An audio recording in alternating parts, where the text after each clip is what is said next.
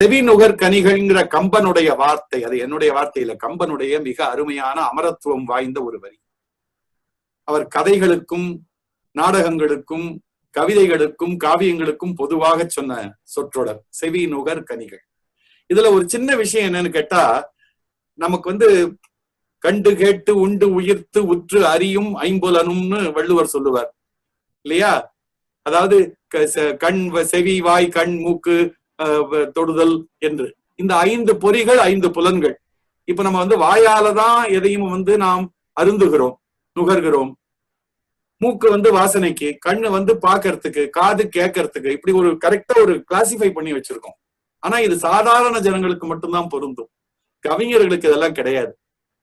அவங்க காதால பார்ப்பார்கள், கண்ணால பேசுவாங்க இல்லையா? வாயால் அருந்துவதை செவியால் அருந்துவார்கள். செந்தமிழ் நாடினும் போதினிலே இன்ப தேன் பாயுது காதினிலேன்னு பாரதி பாடினான். அதை கூட சில பேர் கேலி பண்ணாங்க, தேனை காதல ஊத்தினா என்ன சார் ஆகும்னுட்டு.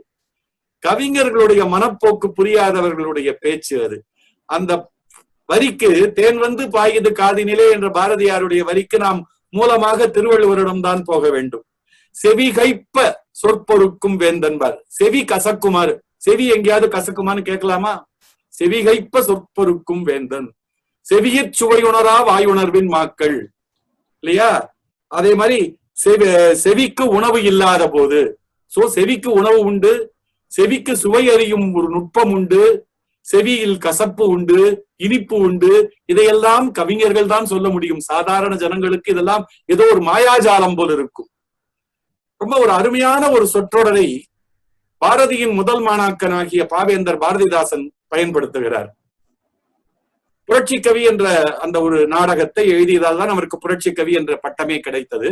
அந்த புரட்சி கவி என்ற நாடகத்தில் அரசன் ஒரு கவிஞனை, தமிழ் கவிஞனை அழைத்து தன் மகளுக்கு கவிதை சொல்லி தர சொல்லுகிறார். ஒரு கவிஞனை அழைத்து இளவரசிக்கு கவிதை சொல்லி தர சொன்னா என்ன ஆகும்? கவிதை வருதலையோ முதல்ல காதல் வந்துடும். 2 பேருக்கும் காதல் விட்டது.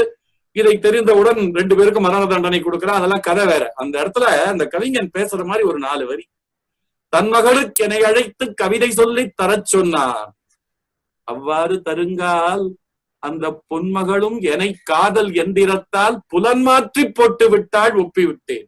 புலன் மாற்றி போட்டு விட்டாள்னு ஒரு வார்த்தையை போட்டார் பாருங்க, அதுக்குதான் துட்டு.